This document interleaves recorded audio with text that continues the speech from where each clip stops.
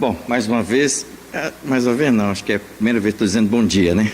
Aquela hora apresentado, né? Obrigado, muito obrigado e obrigado pela oração da igreja. E eu quero agradecer, né? Pelo convite que a igreja estendeu por meio do pastor Luiz. E eu vou usar realmente todo esse tempo para realmente pregar a palavra de Deus, né? Eu de mim mesmo teria várias coisas para falar, coisas assim pessoais, o tempo que eu tive contato com a igreja Holiness, desde Belém do Pará, quando era ainda jovem, né, e tal, mas eu vou deixar isso para outro momento. Este é um momento muito precioso mesmo, que é o momento da pregação da palavra de Deus. Então eu quero convidar os irmãos a abrirem suas Bíblias no livro de Isaías, capítulo 53.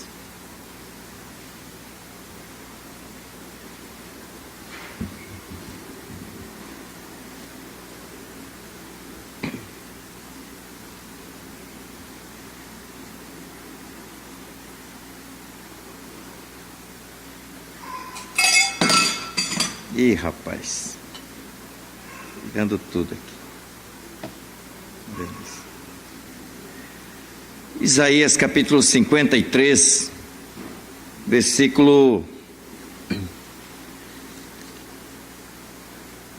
do versículo 4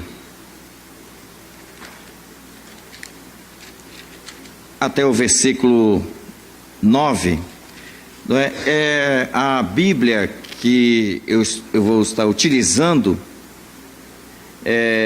a Bíblia na tradução, da nova tradução da linguagem de hoje. Então pode ser que seja diferente, né, da linguagem da Bíblia dos irmãos, mas a gente sabe que o sentido, né, é o mesmo. Então nos diz assim a palavra do nosso Deus. Versículo 4: No entanto, era o nosso sofrimento que ele estava carregando, era a nossa dor que ele estava suportando. E nós pensávamos que era por causa das nossas culpas que Deus o estava castigando, que Deus o estava maltratando e ferindo. Porém, ele estava sofrendo por causa dos nossos pecados. Estava sendo castigado por causa das nossas maldades. Nós somos curados pelo castigo que ele sofreu. Somos sarados pelos ferimentos que ele recebeu. Todos nós éramos como ovelhas que se haviam perdido. Cada um de nós seguia o seu próprio caminho. Mas o Senhor castigou o seu servo, fez com que ele sofresse o castigo que por nós merecíamos. Ele foi maltratado, diz o versículo 7, mas aguentou tudo humildemente, e não disse uma só palavra. Ficou calado como um cordeiro que vai ser morto, como uma ovelha quando cortam a sua lã.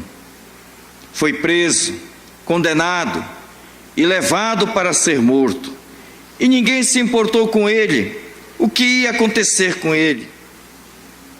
Ele foi expulso do mundo dos vivos, foi morto por causa dos pecados do nosso povo, foi sepultado ao lado de criminosos, foi enterrado com os ricos, embora nunca tivesse cometido crime nenhum, nem tivesse dito uma só mentira.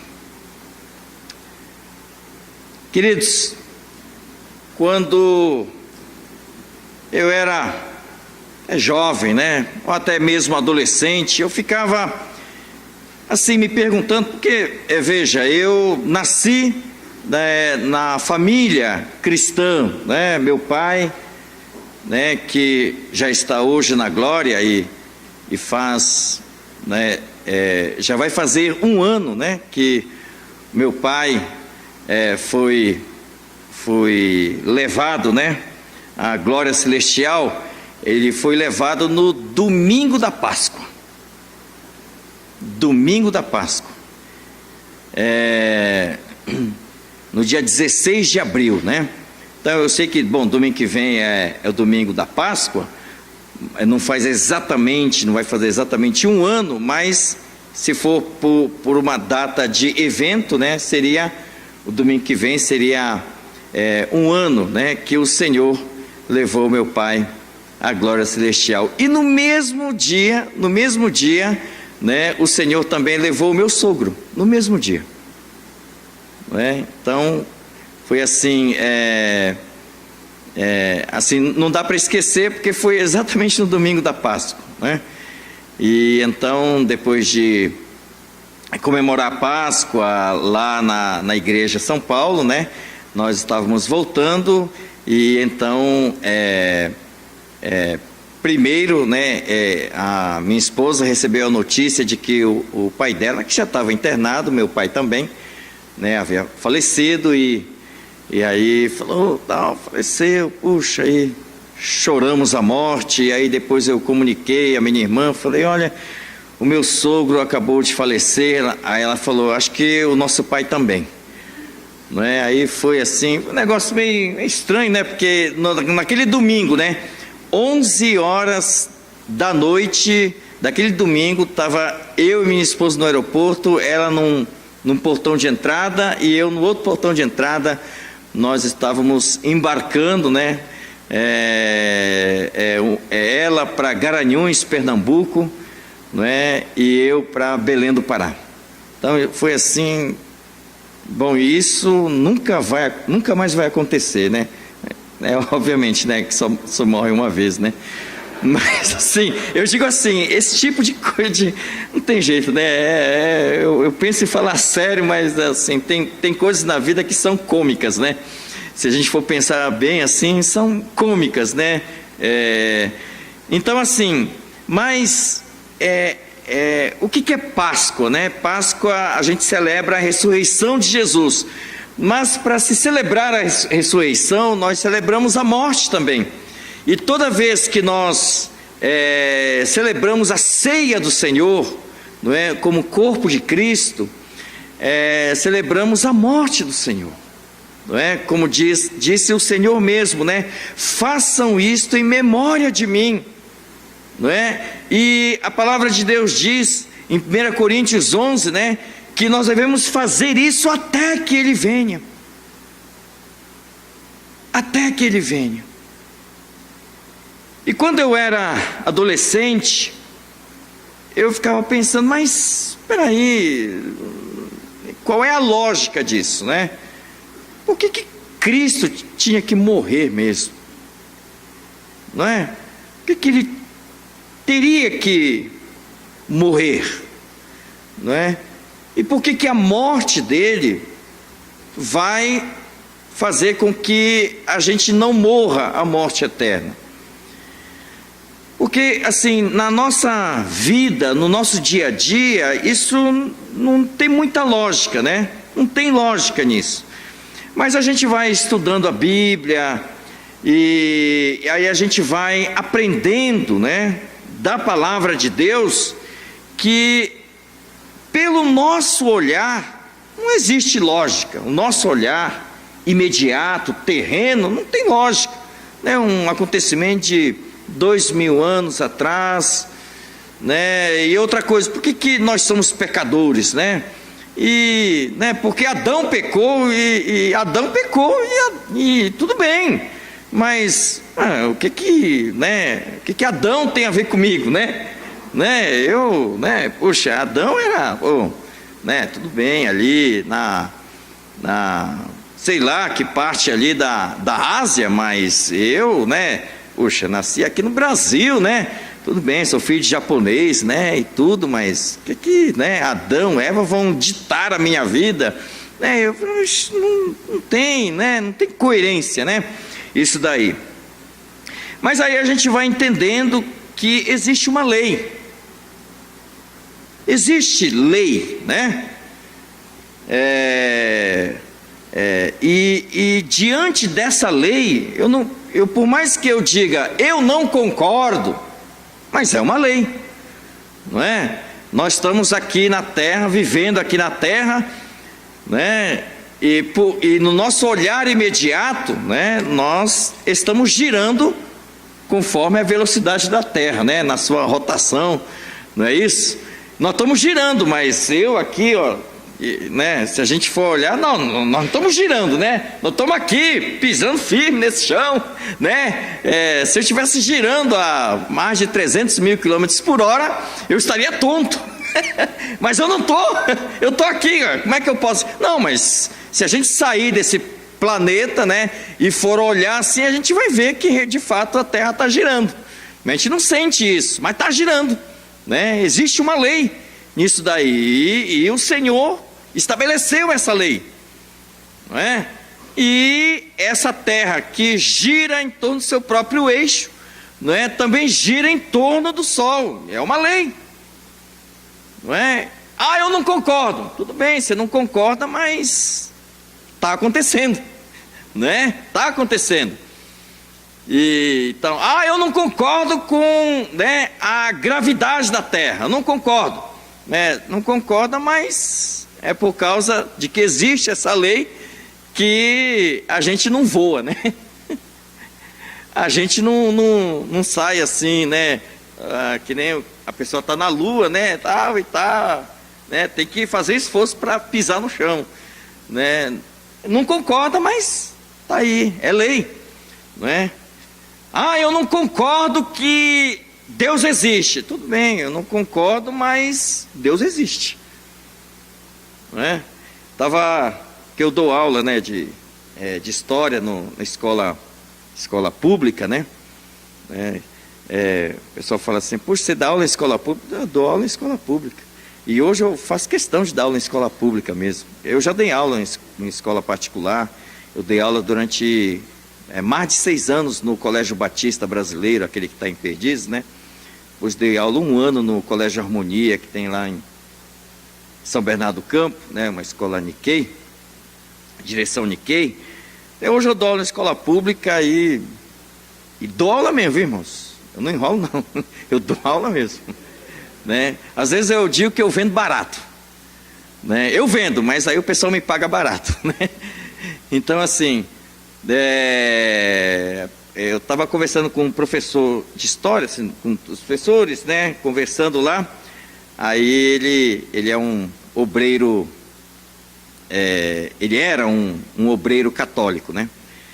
Aí teve um tempo que ele deixou de acreditar em Deus. Que o pessoal perguntava assim: mas você acredita em Deus? Aí ele falava: posso acreditar, mas tenho minhas dúvidas. Aí esse final de semana, conversando com os professores, conversando entre eles, eu estava lá ouvindo, e aí uma professora perguntou: Zé, você acredita em Deus?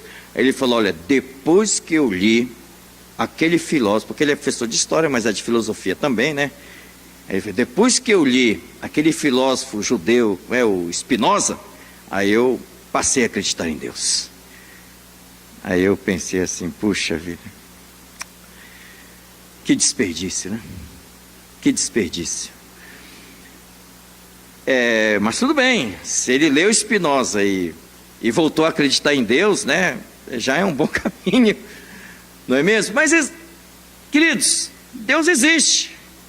Concordando ou não com Deus, Deus existe. E aí Deus estabeleceu uma lei. Estabeleceu uma lei.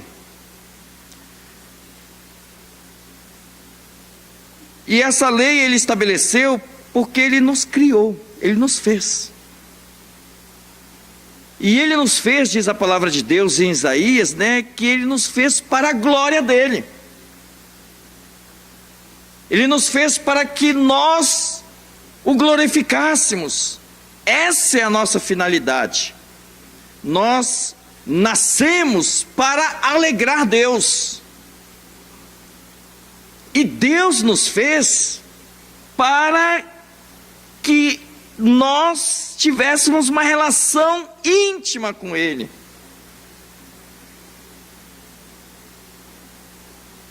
E Ele fez todo este universo para que esta relação entre Ele e nós e Ele, acontecesse.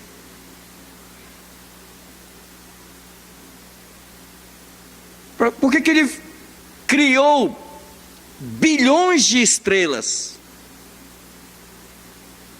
Não foi exatamente para provar que existem seres extraterrestres. Foi para demonstrar toda essa beleza, né, de bilhões de estrelas e trilhões de células do nosso corpo, para que ele percebesse que o que ele queria mesmo, que nós entendêssemos que ele nos ama. Ele nos fez porque ele nos ama. O ato da criação foi por amor. Ele realmente queria, ele é completo em si mesmo. Ele, o seu Filho, o Espírito Santo, viviam perfeita harmonia. Eles são completos em si. Eles não têm necessidade de ter mais alguém para serem completados.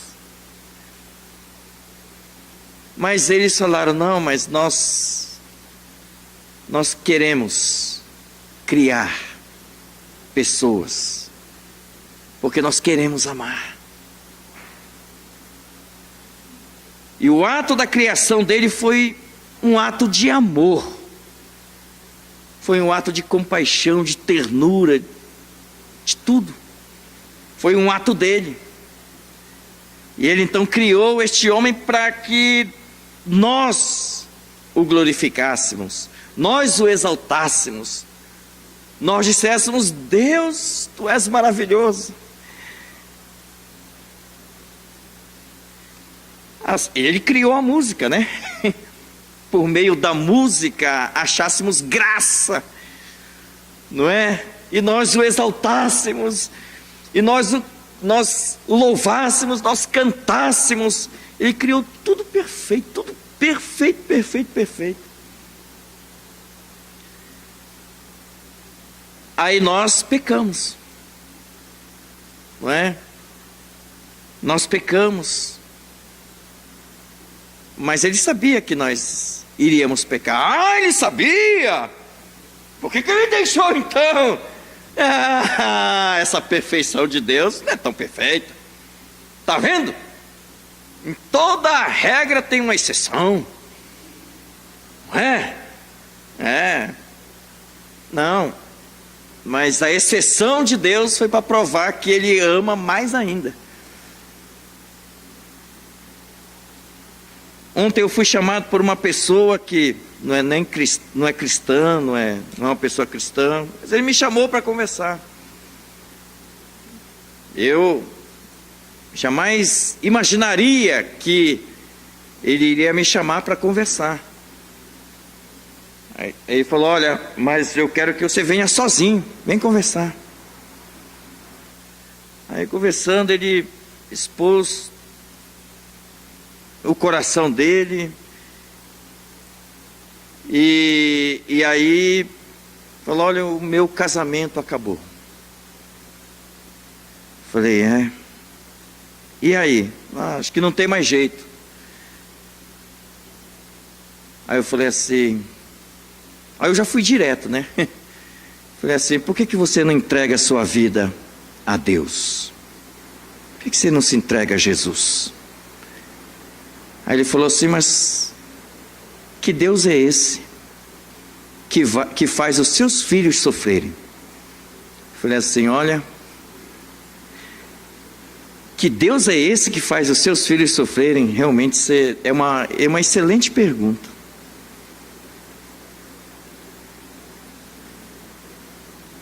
Porque Deus não nos fez bonecos.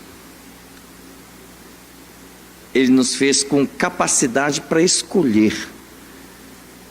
Você não tem filho? Você mesmo falou que, né, o seu filho não está andando certo. Mas se eu percebesse que ele iria tropeçar ali na frente, eu faria de tudo para ele não tropeçar. Eu falei: você faria de tudo. Mas e quando ele está longe das suas vistas? Quem é que vai protegê-lo? E se ele escolher errado, você tem controle? Aí eu não tenho controle. Pois é. E ele pode sofrer pelas escolhas erradas que ele fizer. Mas como é que Deus pode fazer eu sofrer como eu estou sofrendo hoje, se eu faço tudo certo? Eu acordo de manhã cedo, eu trabalho 12 horas por dia, não faço coisa errada. Chego em casa, tomo meu banho, descanso, vou dormir. Ou no dia seguinte também, mesma coisa. Trabalho honestamente. O que eu faço de errado? E o que eu fiz para merecer isso daí?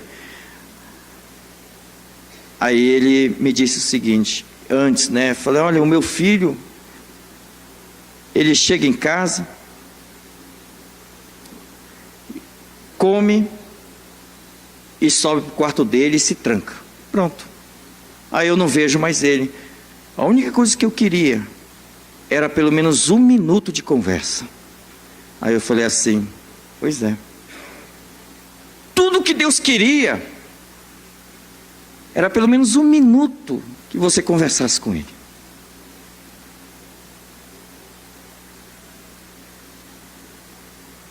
Porque Deus nos fez, falei para ele, para que nós tivéssemos intimidade com Ele.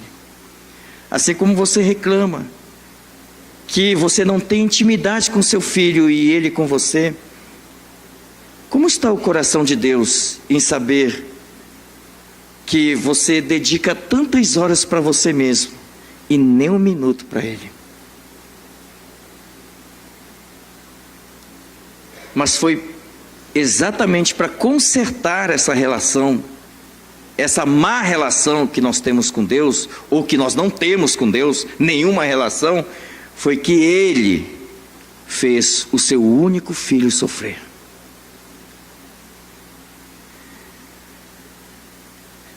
Queridos, é interessante, você sabe quando é que João 3,16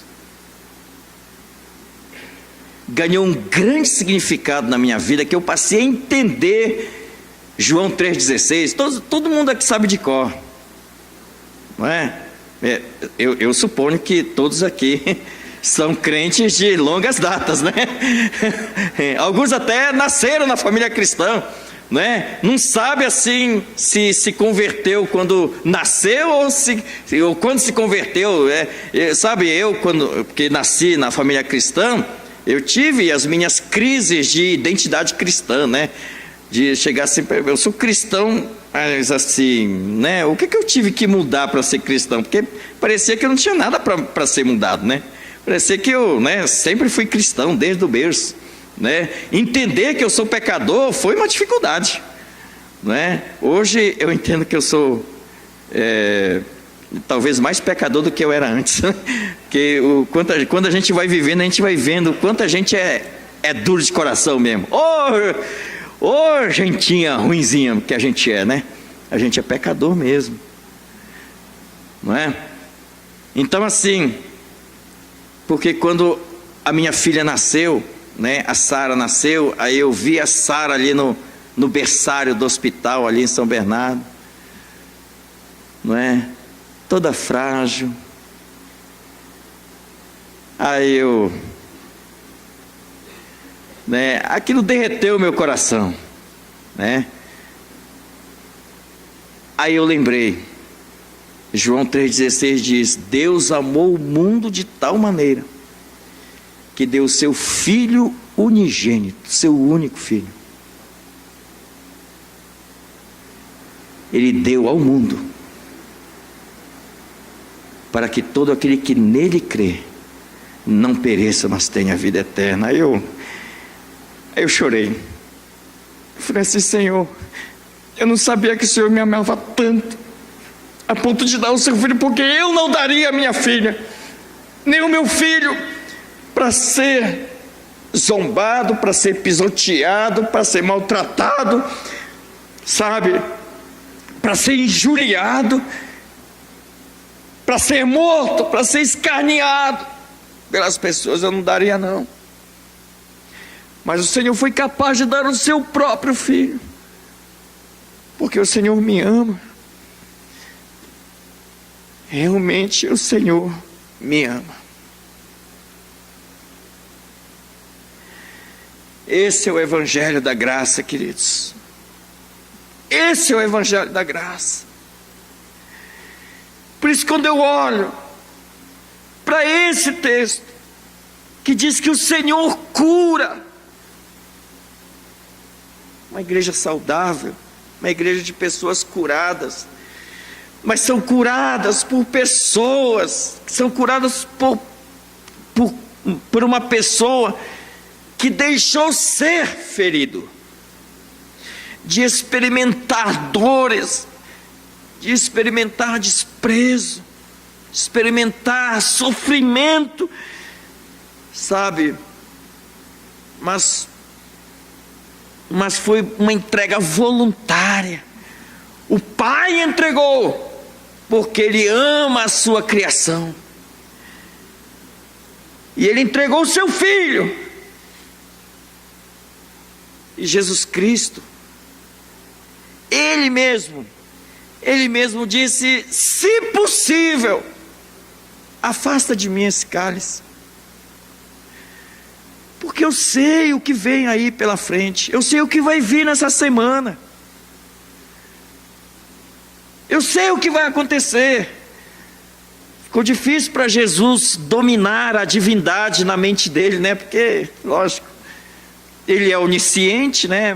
Ficou difícil ele segurar a onisciência dentro daquela humanidade dele, mas por isso que ele falou, olha, ele se angustiou, queridos. Imagina o tamanho da angústia de Cristo Jesus. A gente por um pouquinho que a nossa justiça é ferida, a gente se dói, a gente se esbraveja, a gente espragueja, a gente reclama, a gente faz manifestação, porque a gente quer justiça. Mas Jesus se angustiou mesmo. Imagina a angústia do Cordeiro.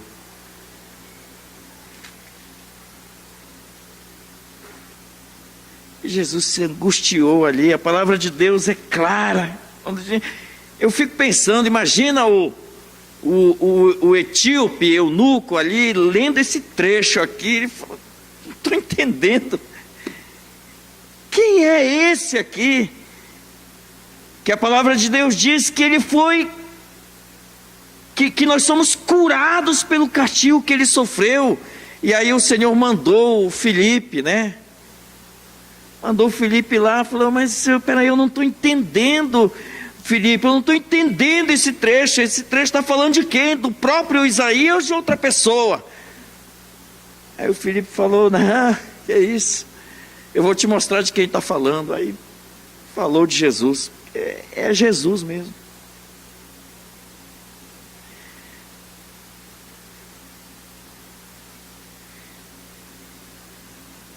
Ele precisava mesmo, precisava ser ferido, ele precisava ser maltratado, não tinha como fugir disso aqui, queridos, porque senão ele não seria o sumo sacerdote perfeito, que consegue entender as nossas fraquezas. Ah, queridos, não dá não. Não daria para entender, para chegar, se Jesus não tivesse sido ferido, maltratado, e chegar com Jesus e falar assim: Senhor, eu não sei se o Senhor me entende, mas olha, eu estou sofrendo muito. Você ia dizer: ah, eu sei, porque eu te criei. seria pura teologia. Deus entenderia teologicamente a gente. Mas não, Deus não se contentou a entender teoricamente a gente. Ele se fez carne. Ele se deixou dizer: olha, pode me ferir, vai doer, mas vai curar. Vai curar.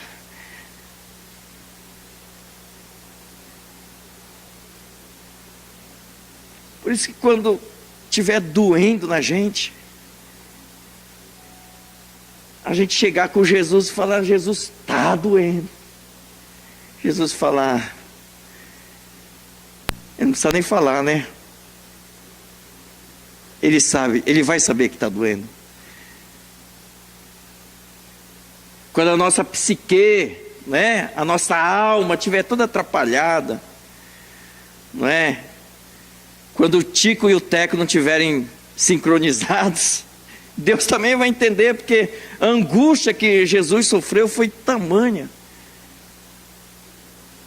que a palavra de Deus diz que o suor que ele derramava ali na oração do Getsemane era como gotas de sangue. Queridos, imagina o tamanho da angústia de Jesus.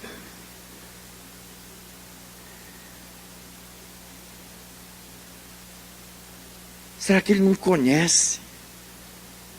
Quando a gente estiver numa depressão profunda, doenças da alma, doenças da psique, hoje é uma das que mais leva as pessoas à morte. Será que Jesus não consegue vasculhar, não consegue entender essas nossas enfermidades? Com certeza, queridos. Com certeza Ele é o nosso verdadeiro intercessor.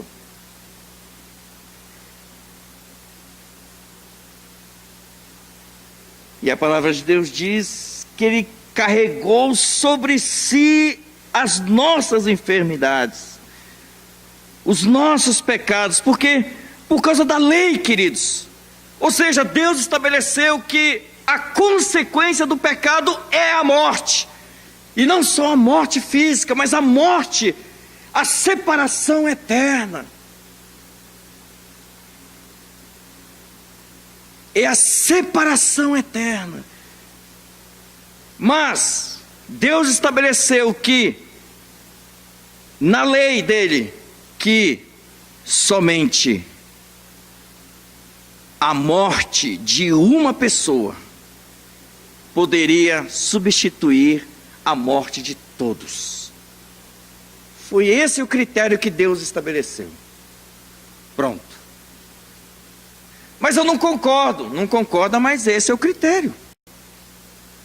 Vou fazer um movimento para reverter essa lei, né? Tudo bem, pode fazer movimento que for, mas a lei está estabelecida, não é? O céu é a casa de Deus, não é? Deus, eu não concordo, muda aí os critérios dessa casa. Deus falou: não, o que eu estabeleci, eu estabeleci. Mas a gente vai fazer um movimento aqui na terra para o negócio ser democrático. Vai fazer o movimento que for, um dia vai morrer. Não tem jeito. Vou inventar um elixir da longa vida. Pode viver. Um dia vai morrer. E aí, quando morrer, só vai entrar na casa de Deus quem for o amigo do Filho. Quem tiver Jesus Cristo. Quem tiver a sua vida entregue a Jesus. Então, se não for por Jesus, não vai ser por ninguém. Então é Jesus e ponto final. Por isso que a Páscoa, né, que é celebrada a ressurreição de Jesus, celebra-se a morte. Celebra-se a morte porque celebra-se o nascimento. não é?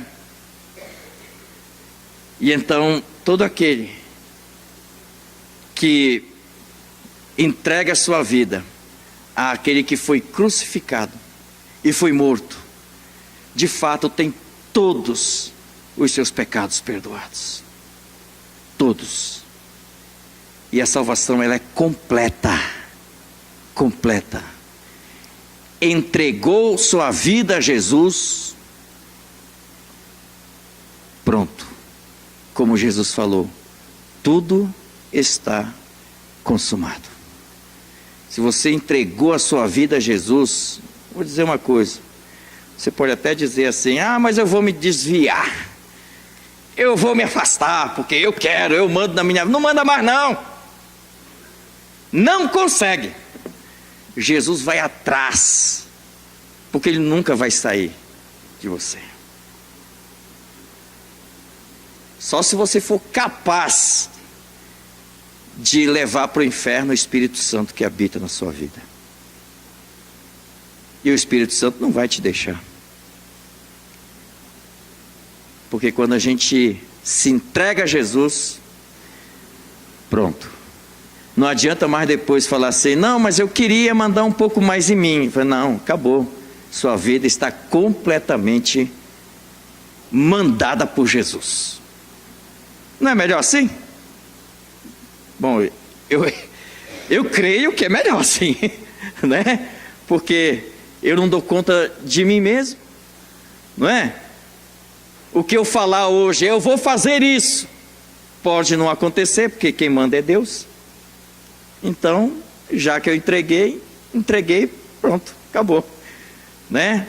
Viver em paz com esse Jesus que deu a sua vida por nós. Que Deus possa abençoar a sua vida assim, né? Se você, não sei como é que está a tua vida hoje, né? Mas se não tiver bom, sendo cristão, se não tiver bom, né? Então tá faltando graça aí na sua vida, né? Muita graça, muita misericórdia de Deus. A minha oração é de que o Senhor derrame graça na sua vida e faça transbordar o Espírito Santo na sua vida. Amém? Eu quero orar nesse momento. Pai, eu quero te agradecer pelo precioso, único sacrifício de Cristo Jesus, que foi suficiente para nos fazer voltar a ter um relacionamento completo contigo. Pai, eu quero orar pelo teu povo que aqui está reunido hoje. O Senhor conhece o coração de cada um. E todos nós somos pecadores. E podemos pecar, embora não queiramos, mas às vezes nosso coração fica endurecido. E fica difícil reconhecer que o erro está na gente. E às vezes a gente só olha os outros. Mas, ó Deus, derrame graça. Derrame graça, Senhor, nos nossos corações. E faz com que o Teu Espírito Santo tenha total liberdade mesmo de nos dar a capacidade de reconhecer se o problema é pecado, onde é que está o nosso pecado, e a gente ter a humildade de reconhecer que o erro está na gente. Mas se o problema não for o pecado que a gente cometeu, e se a gente está diante de desafios, ó Deus, que está assim um negócio muito complicado, Pai, derrama a Tua graça, Senhor, porque a gente não consegue nem dar conta do que a gente se propõe a fazer, muitas vezes, e a gente depende do Teu agir, a gente depende daquela pitada da tua graça, Senhor.